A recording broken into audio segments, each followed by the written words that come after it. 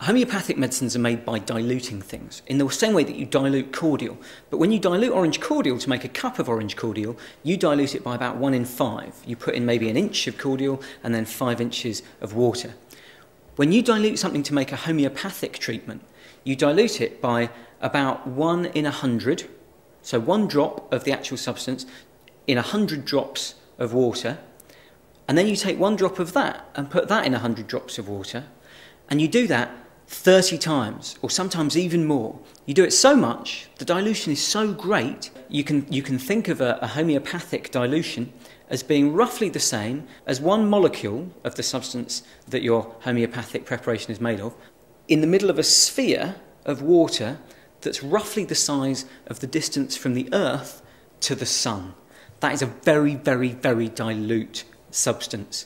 And homeopaths can only argue that that is effective by invoking some kind of magical principles. And that's one of the major problems with homeopathy. But the biggest problem with homeopathy is that when you test it in the real world, it just doesn't work. The way you test if a treatment works or not is by doing a randomised control trial. So you take 100 people who all have a medical problem, then you divide them into 2 after they've been seen by the homeopaths. Half of them get the homeopathic pill that the homeopath gave them.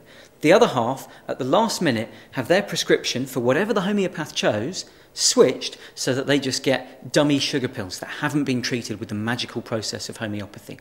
And when you do that, overall, looking only at the fair tests of homeopathy, you find that the people getting the homeopathic pills don't do any better than the people getting the plain old sugar pills. The placebo effect is about people getting better when they take a sugar pill, a pill that has no medicine in it at all, just because they have a belief or an expectation that they'll get better. And it's something that's been researched quite extensively by scientists. So we know, for example, that 2 sugar pills have a bigger effect than 1 sugar pill, even though none of these pills have got any actual medicine in them.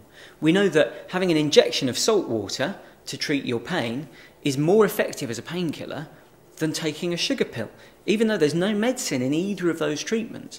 And that shows the amazing power of the mind. But then there's the second question, the sort of ethical question, the moral question.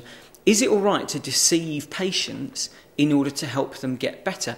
And that's something that only you can decide on.